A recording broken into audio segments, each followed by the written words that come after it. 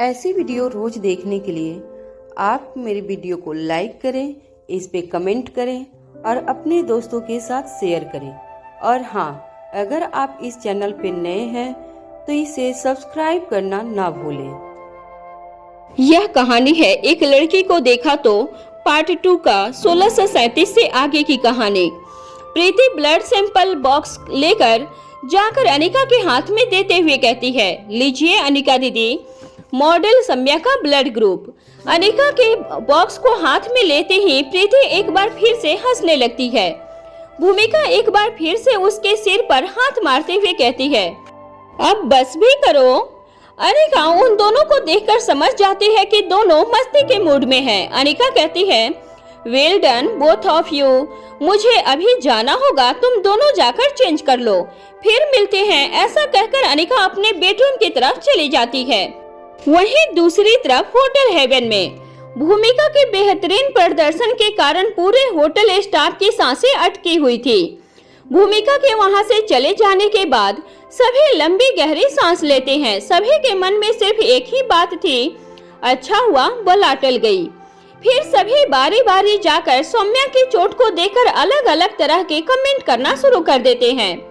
उसके स्टाफ की एक मेंबर कहती है, न जाने कभी कभी कैसे कैसे सन के लोगों से पाला पड़ जाता है, बिना वजह तुम्हें चोट लग गई। तभी एक दूसरी लड़की कहती है, हाँ बिल्कुल सही बात है, ना तुम हम लोगों की मदद के लिए वहाँ जाती, ना तुम्हारे हाथ पर कट लगता, लेकिन आज तुम्हारी ही चोट की वजह से वह सारा बवाल सिमट गया, नहीं तो न जाने आज यह बवाल कितनी दूर तक जाता। तभी एक तीसरा लड़का कहता है, ऐसे लोगों को देखकर भला कौन कह सकता है कि यह पढ़े लिखे अमीर जादे हैं। सिर्फ इंग्लिश बोल लेने से किसी में मैनर्स नहीं आ जाती, वह सब ही नहीं हो जाता। ऐसी जरा सी बात का इतना बतंगड़ बनाने की क्या जरूरत थी। तभी एक चौथी लड़की कहती है, यहाँ सभी अपने बालों को खुला करके ही आती हैं। खाना बनाने के बाद किचन के दरवाजे से लेकर टेबल तक जाने के बीच में न जाने कितनों के बाल उनके हाथों से लहराए जाते हैं। न जाने भला किस किस का डीएनए टेस्ट करवाने वाली थी। अब उसमें हमारे बाल तो नहीं हो सकते, क्योंकि हम सभी तो बालों का चूड़ा बनाती हैं। वहाँ यह सुनते ही उसके सभी साथी धीरे धीरे हंसने लगते हैं। तभी अचानक से एक वेट्रेस कहती है, जिस लड़की ने तुम्हारे हाथ पर पट्टी की थी उसे मैंने यहाँ पर पहले भी आते हुए देखा है, वह कभी ऐसा व्यवहार नहीं करती। आज न जाने यह किसके साथ थी जिसने इतना शोर मचा दिया था। जिसने तुम्हारे हाथ पर पट्टी की थी वह बड़ी भली सी लड़की थी, आज भी वह कितना शांत रही। तभी एक दूसरी साथी कहती है, हाँ, उसे पहले से ही पता होगा कि उसके शांत करवाने से भी वह शांत नहीं होगी, इसलिए चुपचाप अपनी जगह पर ही बैठी हुई थी। न जाने वह खुद भी कितना एम्ब्रेस फील कर रही होगी। फिर आगे कहती है, खैर जो भी हुआ, thank you so much Soumya, तुम्हारी वजह से आज हम सब बड़ी मुसीबत से बच गए। ताकि बाकी सब भी सौम्या से कहते हैं, we are really sorry Soumya, हमारी वजह से तुम्हारी तकलीफ उठानी पड़ी। सौम्या हंसकर कहती है, तुम लोग बिना वजह ही परेशान हो रहे हो। अब देखो, इसी चोट की वजह से मुझे 2 दिन का ऑफ मिला है। सौम्या की बात पर सभी मुस्कुराने लगते हैं। तभी एक दूसरी लड़की सौम्या से कहती है, वैसे वह कस्टमर चाहे कितनी भी सनकी थी, लेकिन उनसे बात एकदम सही कही कि तुम बेहद खूबसूरत हो, तुम्हें जरूर मॉडलिंग में ट्राई करना चाहिए। अपनी खूबसूरती की तारीफ पर सौम्या अपनी आंखें नीचे करके धीरे धीरे मुस्कुराने लगती है। उसका चेहरा बिल्कुल सेव की तरफ दिखाई देने लगता है। इसके बाद स्टाफ के सभी लोग एक बार फिर से अपने अपने काम पर लग जाते हैं। वहीं दूसरी तरफ मारवा हाउस में प्रीति को मारवा हाउस छोड़ने के बाद भूमिका हेड क्वार्टर के लिए निकल जाती है। प्रीति अपने पेशेंट से मिलने के लिए सीक्रेट अंडरग्राउंड में पहुंच जाती है।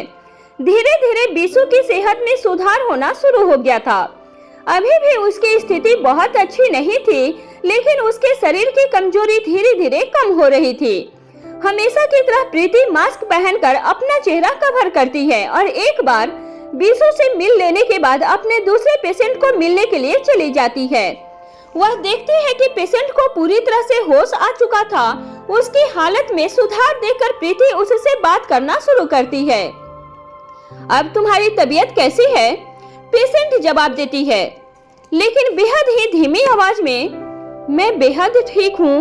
अब प्रीति उसके शरीर के साथ जुड़ी हुई सभी मशीनों पर उसकी शारीरिक क्रियाओं का आकलन करना शुरू कर देती है। बारी बारी सभी क्रियाओं को अच्छी तरह से जांच लेने के बाद और पूरी तरह से यह तसल्ली कर लेने के बाद कि वह पेशेंट पूरी तरह से खतरे से बाहर है और अब उसकी हालत में पहले से काफी सुधार हो चुका है, प्रीति राहत की सांस लेती है। अब प्रीति उससे बातचीत करने का निर्णय लेती है। प्रीति कहती है, क्या तुम्हें पता है कि तुम इस वक्त कहाँ हो?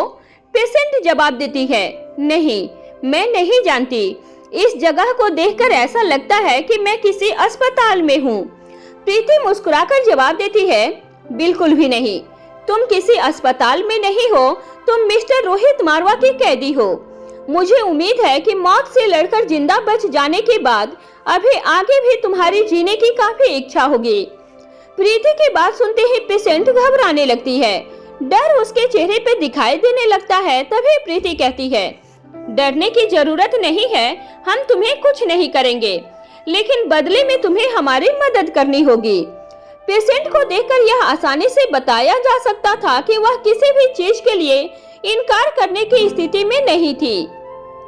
न सिर्फ उसे अपनी जिंदगी से प्यार था, बल्कि किसी तरह का फिजिकल टॉर्चर सहने की स्थिति में भी नहीं थी। प्रीति आगे कहती है, बोलो, क्या तुम हमें कोऑपरेट करोगी? पेशेंट बदले में धीमी आवाज में प्रीति को जवाब देती है, मैं अपनी तरफ से पूरा कॉर्पोरेशन दूंगी, लेकिन बदले में आप लोगों को मेरी जिंदगी बकसनी होगी। प्रीति जवाब देती है, हमें तुम्हारी जिंदगी की नहीं बल्कि उस जानकारी की जरूरत है जो तुम्हारे पास है। हमें तुम्हारी मौत से कोई लाभ नहीं है, लेकिन अगर तुम हमें धोखा देने की कोशिश करती हो या झूठ बोलती हो तो याद रहे, हमें तुम्हारी जिंदगी से कोई प्यार भी नहीं है। अब पेशेंट धीमी आवाज में धीरे धीरे आगे कहना शुरू करती है, मुझे भी उन लोगों के साथ कोई हमदर्दी नहीं है। मैं अपने हालातों से मजबूर होकर उनके लिए काम कर रही थी। एक बार उनके चंगुल में फंस जाने के बाद बाहर निकलने का कोई रास्ता नहीं बचता है, इसलिए मैं आप लोगों को कोऑपरेट करने के लिए तैयार हूँ। इसके बाद प्रीति कमरे से बाहर चली जाती है और सीधा कौटिल्य के पास पहुँच जाती है। कौटिल्य अभी भी अपने कमरे में बैठकर लैपटॉप पर काम कर रहा था। दरवाजे के खुलने की आवाज सुनकर वह चौंक जाता है और उसे और देखने लगता है तो सामने ही प्रीति खड़ी नजर आती है। अब कौटिल्य मुस्कुराकर कहता है, आओ प्रीति। प्रीति कहती है, उसे होश आ गया है, मुझे लगता है कि वह हमारी मदद जरूर करेगी। कौटिल्य कहता है, ठीक है, चलो चलते हैं। ऐसा कहकर कौटिल्य अपना लैपटॉप लेकर प्रीति के साथ सीक्रेट अंडरग्राउंड के लिए चल पड़ता है। कुछ ही देर में वह दोनों पेशेंट के पास पहुंच जाते हैं। कौटिल्य कुछ पलों के लिए पेशेंट को देखता रहता है। वह बातचीत शुरू करने से पहले उसकी शारीरिक और मानसिक स्थिति को जांच लेना चाहता था। अब कौटिल्य पूछता है, तुम उन लोगों को कब से जानती हो और कब से उनके लिए काम कर रही हो? तुम उनके बारे में हमें क्या क्या बता सकती हो? पेशेंट सहमी सी आवाज में जवाब देना शुरू करती है, मैं उन लोगों के बारे में अधिक कुछ नहीं जानती। पिछले कुछ सालों से मैं उनके लिए कॉन्ट्रैक्ट पर छोटे मोटे काम कर रही थी। कौटिल्य आगे पूछता है, तुम रहती कहाँ थी? वह तुम्हें कॉन्टैक्ट कैसे करते थे? पेशेंट जवाब देती है, मैं नहीं जानती कि वह जगह कहाँ पर है। हाँ, यह सच है कि यह पता लगाना मेरे लिए कोई बड़ी बात नहीं थी, लेकिन ऐसा करने की सजा मौत थी। मैं सिर्फ इतना बता सकती हूँ कि मैं उन्हीं लोगों के साथ उन्हीं लोगों की खुफिया जगह पर रहती थी। क्योंकि मैं इस दुनिया में एकदम अकेली हूँ, इसलिए मेरा पता लगाने की कोशिश करने वाला भी कोई नहीं था। इसलिए मैंने भी कभी वहाँ से निकलने की कोशिश नहीं की। मुझे मेरे काम की अच्छी कीमत मिलती थी और इसके बदले में मुझे उनके साथ वफादार होने के अलावा 10 सालों तक रहना था। मेरे लिए यह सौदा एक अच्छा सौदा था। इसी तरह कौटिल्य और भी बहुत सारे सवाल पूछता है और वह एक एक करके सभी का जवाब देती चली जाती है। अब कौटिल्य पूछता है, लच्छो के बारे में तुम क्या जानती हो? वह कैसी दिखती है? पेशेंट जवाब देती है, लच्छू माँ साहब की बेहद करीबी है। इसका औहदा बहुत ऊंचा है। जितना मैं जान पाई हूँ, माँ साहब का सबसे ज्यादा करीबी और प्रिय कोई नहीं है। शायद माँ साहब का बेटा भी उनसे वह प्यार हासिल नहीं कर पाया होगा जो लच्छू को मिला है। माँ साहब के लिए काम करने वाले लोगों में लच्छू एक ऐसी अकेली है जो जब चाहे तब जहाँ चाहे वहाँ जा सकती है। वह कभी भी माँ साहब की खुफिया इलाके में उनसे मिलने आ सकती है और इसके लिए उसे इजाजत लेने की कोई भी जरूरत नहीं है। लेकिन फिर भी वह कभी भी नियम नहीं तोड़ती। इस तरह से खुले रूप में आने जाने की इजाजत खुद माँ साहब के बेटे को भी नहीं है। इतना ही नहीं, माँ साहब लच्छू पर खुद से भी ज्यादा भरोसा करती हैं। अगर माँ साहब का बेटा नहीं होता तो निश्चित ही माँ साहब के बाद इस साम्राज्य की अगली हकदार वही लच्छू होती। एक पल रुक कर दोबारा अपनी धीमी आवाज में कहना शुरू करती है, मैंने उसे कभी नहीं देखा। जब भी देखा है उसका चेहरा ढका रहता है, लेकिन उसके शरीर की बनावट और आत्मविश्वास को देखकर ऐसा लगता है कि जितनी वह काबिल है उससे कई ज्यादा खूबसूरत होगी। उसकी आंखें ऐसी हैं जिन्हें एक बार देख लेने के बाद दोबारा भूल पाना संभव नहीं है। पूरा चेहरा ढका होने के बाद भी उसे उसकी आंखों से पहचाना जा सकता है। बिल्कुल मछली के आकार की आंखें हैं। कौटिल्य पूछता है, कोई तो ऐसा होगा जो लच्छू का पता जानता होगा या लच्छू को देखा होगा। पेशेंट जवाब देती है, हाँ, कुछ लोग ऐसे हैं जो उससे संपर्क साध सकते हैं, लेकिन मुझे नहीं लगता कि उन्होंने भी कभी लच्छू का चेहरा देखा है। हाँ, मैं एक बात पूरे विश्वास से कह सकती हूँ कि माँ साहब के अलावा उनके बेटे ने जरूर लच्छू का चेहरा देखा होगा। मैं यह भी नहीं जानती कि माँ साहब के अलावा लच्छू से संपर्क कौन कौन साध सकता है। कौटिल्य कहता है, क्या तुम लच्छू का स्केच बनाने में हमारी मदद कर सकती हो? उसकी कद काठी कैसी है, वह पीछे से कैसे दिखाई देती है, उसके बाल, उसका चेहरा, ढका हुआ चेहरा, यह सब बनाने में मदद कर सकती हो हमारी? पेशेंट जवाब देती है, मुझे उन लोगों से या उन लोगों के मिशन से कोई लेना देना नहीं है। मुझे उनकी बातें फिल्मी लगती है। मुझे पैसों की बहुत जरूरत थी, इसलिए यह सोचने का मौका ही नहीं मिला कि मैं किस दलदल में फंसने जा रही हूँ। मौत के ही बहाने से ही कम मैं वहाँ से बाहर निकल आई हूँ। मुझे इसी बात की तसल्ली है। फिर कुछ पल रुककर धीरे धीरे सांस लेती हुई दोबारा बोलना शुरू करती है, अगर मेरी जिंदगी के बदले में मुझे तुम लोगों की मदद करनी पड़े तो मुझे कोई एतराज नहीं है। यदि तुम लोग मुझे कुछ वक्त दो तो वह स्केच मैं तुम्हें खुद तैयार करके दे सकती हूँ। यह सुनते ही प्रीति झट से बोल उठती है, क्या तुम यह कर पाओगे? वह जवाब देती है, हाँ, मैं बेहतर तरीके से कर पाऊंगी। मैं एक अच्छी स्केच आर्टिस्ट भी हूँ, बस तुम्हें मेरे बैठने में मदद करनी होगी।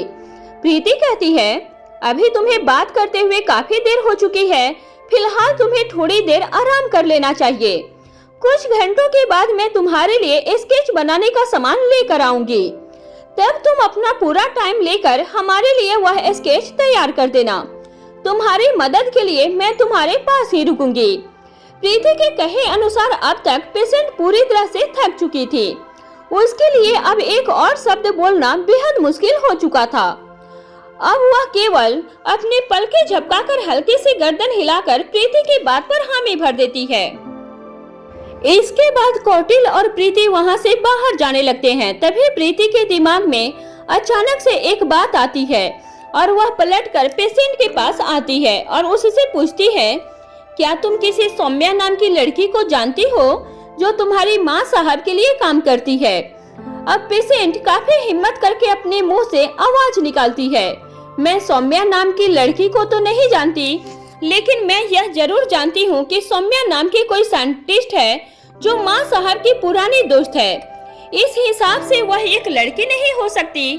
बाकी मैं पूरे विश्वास के साथ इस बारे में कुछ इसलिए नहीं कह सकती क्योंकि मैंने उसे कभी नहीं देखा। प्रीति बदले में कहती है, ठीक है, अब तुम आराम करो। इसके बाद वह कौटिल्य के साथ सीक्रेट अंडरग्राउंड से बाहर चली जाती है। वहीं दूसरी तरफ मारवा हाउस में अगली सुबह भूमिका के कमरे में प्रीति सुबह सुबह भूमिका के दरवाजे पर पहुंच जाती है और दरवाजा खटखटाने लगती है। भूमिका नींद पूरी कर चुकी थी, लेकिन अभी भी वह अपने बिस्तर पर ही लेटी हुई थी। भूमिका अभी नाइट ड्रेस में ही थी। दरवाजा खटखटाने की आवाज सुनकर वह धीरे धीरे दरवाजा खोलने के लिए उठती है, लेकिन प्रीति को इतना भी सब्र नहीं था। वह दरवाजा और भी जोर जोर से खटखटाने लगती है। भूमिका दरवाजा खटखटाने की आवाज से इरिटेट होकर अंदर से ही कहती है, मैं दरवाजा नहीं खोल रही हूँ, तोड़कर अंदर आ जाओ। अगर तुम्हें लगता है कि इतनी जोर जोर से खटखटाने से दरवाजा खुल जाएगा तो ऐसा ही करो। उसके बाद जाकर दोबारा से अपने बिस्तर पर बैठ जाती है। अब प्रीति फिर से दरवाजा खटखटाती है। अब भूमिका को याद आता है कि दरवाजा अंदर से लॉक है, इसलिए उसकी आवाज बाहर नहीं जाएगी। अब भूमिका जल्दी से अपनी जगह से खड़ी होती है और दरवाजा खोल देती है। इससे पहले कि भूमिका दरवाजा खटखटाने वाले पर भड़कती, उसे अपने सामने प्रीति दिखाई देती है। प्रीति को देखकर भूमिका की नींद पूरी तरह से गायब हो चुकी थी। अब वह अपने कमर पर अपना एक हाथ रखती है और दूसरे हाथ से दरवाजे को पकड़कर रखती है और फिर कहती है, इतनी सुबह सुबह मेरी नींद उड़ाने के लिए तुम यहाँ आई हो। प्रीति भूमिका को एक तरफ करते हुए कमरे के अंदर चली जाती है और मुस्कुराते हुए कहती है, तब क्या आप यह सोच रही थी कि इतनी सुबह सुबह कौटिल्य भैया आएंगे, प्यार से आपके सिर पर हाथ फिराते हुए कहेंगे, उठो मेरी प्यारी भूमिका, सुबह हो गई है, मुझे एक बेहद जरूरी काम है। भूमिका झट से प्रीति के सिर पर अपना एक हाथ मारते हुए कहती है, तुम हो इसीलिए बच गई हो, अगर वह होता तो इस तरह मेरी नींद खराब करने की उसे कीमत चुकानी पड़ती। अभी भूमिका बैठ भी नहीं पाई थी कि इतने में दोबारा से दरवाजा खटखटाने की आवाज आती है। अब भूमिका दरवाजे की तरफ देखते हुए सोचती है, इतनी सुबह सुबह अब कौन हो सकता है। इतने में प्रीति कहती है, इतना हैरान होकर देखने की जरूरत नहीं है, जाइए और अपनी नींद खराब करने की कीमत वसूल लीजिए। आ गए आपकी नाराजगी को दूर करने की कीमत चुकाने वाले। भूमिका फिर से आश्चर्य से प्रीति की तरफ देखती है और दरवाजे की तरफ आगे बढ़ जाती है। जब वह दरवाजा खोलती है तो दरवाजे पर कौटिल्य था। कौटिल्य भूमिका से पूछता है, क्या प्रीति यहाँ आ चुकी है। भूमिका कहती है, मेरे कमरे के दरवाजे पर प्रीति का पता पूछ रहे हो। इससे पहले कि उसकी मिट्टी नोक-झोंक बढ़ती, प्रीति अंदर से आवाज देती है, हाँ भैया आप अंदर आ जाइए, मैं यही हूँ। अब भूमिका के पास अंदर जाने के अलावा कोई चारा नहीं था। वह रास्ते से हटकर अंदर की तरफ चल पड़ती है। कौटिल्य भी कमरे के अंदर आ जाता है और दरवाजे को बंद कर देता है। भूमिका सोफे पर बैठ जाती है, वहीं प्रीति भूमिका के बिस्तर पर बैठी हुई थी। कौटिल्य भी भूमिका के पास ही सोफे पर बैठ जाता है। अब भूमिका कहती है, हाँ तो बताइए तुम दोनों ने क्या कारिस्तानी की है जो इतनी सुबह सुबह मेरी नींद खराब करने चले आए हो। नींद खराब की है तो कोई बात नहीं, कम से कम फ्रेश होने का मौका तो देना चाहिए। क्या तुम दोनों बताकर नहीं आ सकते। अब प्रीति झट से कहती है, किसने कहा है नींद खुलने के बाद भी आलसियों की तरह बिस्तर पर पड़े रहो। इससे पहले कि भूमिका सोफे से पूरी तरह से खड़ी हो पाती, प्रीति बिस्तर से खड़े होने की पोजीशन बना लेती है। फिर भूमिका की तरफ हाथ करते हुए कहती है, अब मैं कुछ नहीं बोलूंगी, आप जहाँ खड़ी हैं वहीं बैठ जाइए। भूमिका प्रीति की तरफ देखकर हंसती है और अपनी जगह पर वापस बैठ जाती है। बैठने के बाद कहती है, जब इतना डर लगता है तो थोड़ा कम क्यों नहीं बोलती। प्रीति इतने पर भी चुप नहीं रहती, फिर से बोल पड़ती है, जिनके साथ रहूंगी उनका असर तो आएगा ही ना। इससे पहले कि भूमिका और प्रीति की मस्ती आगे बढ़ती, उससे पहले ही कौटिल्य कहता है, अभी तुम दोनों रुक जाओ और हम जिस लिए यहाँ आए हैं पहले उस बारे में बात कर लेते हैं। मुझे लगता है कि हमारे पास काम ज्यादा है और वक्त कम है। अब भूमिका अपने बालों को ठीक करती है और शांति से बैठ जाती है। तभी प्रीति अपने साथ लाई हुई फाइल को उठाकर कौटिल्य और भूमिका के पास पहुंच जाती है। उनके सामने रखी हुई टेबल पर फाइल रखती है और खुद घुटनों के बल वहीं बैठ जाती है।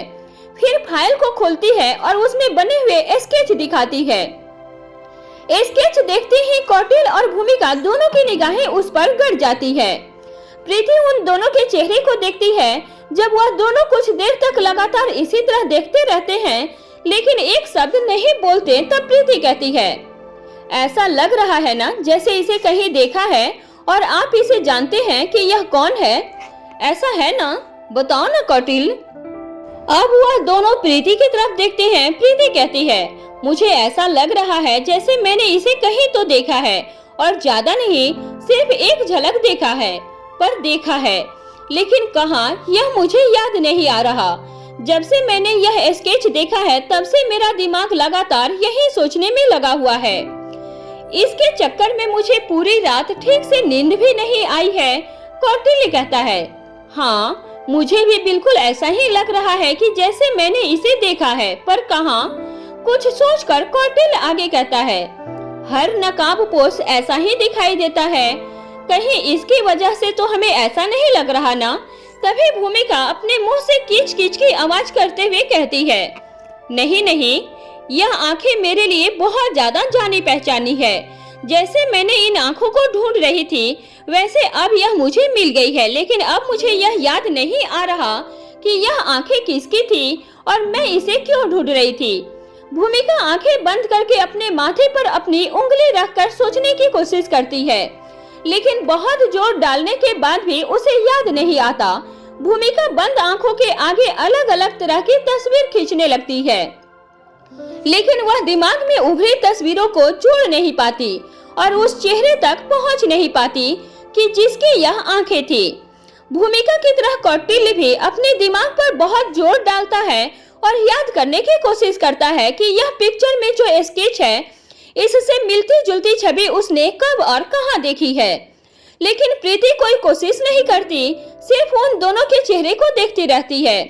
कुछ देर के बाद भूमिका कहती है, यह हाइट और यह फिगर, इस मैचिंग को मैंने एक से ज्यादा बार देखा है, लेकिन कहां देखा है याद ही नहीं आ रहा। फिर भूमिका खुद से कहती है, कम ऑन भूमिका, सोचो, कहां देखा है?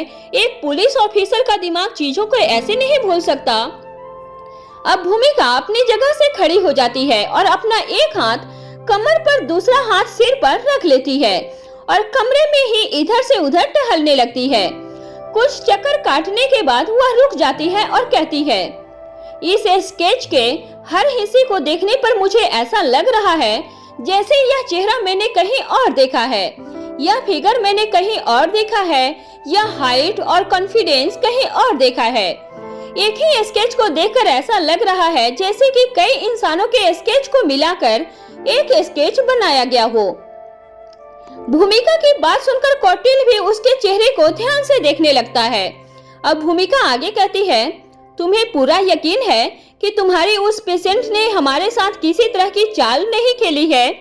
कौटिल्य कहता है, नहीं नहीं, वह ऐसा नहीं कर सकती, वह पहले ही काफी डरी हुई है, वह जानबूझकर हमें भटकाने की कोशिश नहीं करेगी। वहीं दूसरी तरफ सीक्रेट रिसर्च लैब में अनिका को काम करते हुए करीब 24 घंटे बीत चुके थे। ओंकार और प्रीति की सगाई में सिर्फ आज का दिन बचा हुआ था और आज की रात भी बाकी थी, यानी कि कल सगाई का दिन था। रोहित ने अनिका को हिदायत दी थी कि आज सुबह तक वह अपना काम खत्म कर ले ताकि आराम कर सके, लेकिन यह करीब दोपहर का वक्त था जब अनिका अपने काम में मशगूल थी। ठीक इसी वक्त एनी अनिका के पास आती है और कहती है, मैडम, क्या आपको लगता है कि यह काम कुछ और घंटे में पूरा हो जाएगा? अनिका बिना एनी की तरफ देखे ही अपने काम को जारी रखते हुए जवाब देती है, नहीं एनी, मुझे ऐसा नहीं लगता। वैसे भी अभी तक हम काफी सारी जानकारी हासिल कर चुके हैं, सब कुछ हमारी आंखों के सामने है, हम सफलता से सिर्फ एक कदम दूर हैं। लेकिन फिर भी कुछ समझ नहीं आ रहा है कि आखिर वह क्या है जिसे हम खोज रहे हैं। यह अभी भी हमारे लिए पहेली ही बनी हुई है। अगर यह पहेली सुलझ जाए तो हमारा काम कुछ घंटे का भी नहीं है, लेकिन यह पहेली सुलझने का नाम नहीं ले रही है। हमारे पास सभी रिजल्ट मौजूद हैं, लेकिन फिर भी कुछ अधूरा सा लग रहा है, जबकि हम अपना पूरा काम कर चुके हैं। अब एनी आगे कहती है, मैडम, जब इस काम में काफी वक्त लग सकता है तो क्या आप इसे यहीं छोड़ नहीं सकती? आपके घर में सगाई है, सगाई खत्म होने के बाद हम इस काम को दोबारा कर सकते हैं। अनिका मुस्कुराकर एनी की तरफ देखती है और कहती है, तुम ठीक कह रही हो एनी, लेकिन मेरी थकावट इतनी भी ज्यादा नहीं कि रात भर में उतर न सके। मैं रात होते ही डिनर के वक्त तक वापस लौट जाऊंगी। अब एनी कहती है, मैडम, रोहित सर का मैसेज है कि आपको सही समय पर वापस जाने के लिए मैं आपको याद दिला सकूं। अब अनिका एनी से कहती है, अच्छा ठीक है, अब कुछ और घंटे हैं, मैं शाम होते ही चली जाऊंगी। इसके बाद एक बार फिर से अनिका और एनी अपने काम में लग जाते हैं। एनी की बात बिल्कुल सही थी। अनिका की आंखें पूरी तरह से लाल हो चुकी थी। उसे इसी तरह खड़े होकर काम करते हुए काफी घंटे बीत चुके थे। इस थकावट को उतारने के लिए कम से कम 12 से 14 घंटे की लगातार नींद की जरूरत पड़ने वाली थी। वैसे भी सगाई के दिन अनिका का देर तक सो पाना संभव नहीं था। सभी तैयारियों की जिम्मेदारी से मुक्त होने के बाद भी खुद और एंगेजमेंट गर्ल की तैयारी देखना तो बनता ही था। इसके बाद जैसा कि अनिका ने कहा था कि वह शाम होते ही चली जाएगी, लगभग 6 बजे के आसपास रिसर्च लैब से बाहर चली जाती है। लेकिन यह पहली बार था जब अनिका अपने काम के रिजल्ट तक पहुंचे बिना लैब से बाहर निकल गई थी। और शायद इसकी एक वजह यह भी थी कि अनिका को विश्वास था कि वह समय रहते सच की जड़ तक पहुंच जाएगी।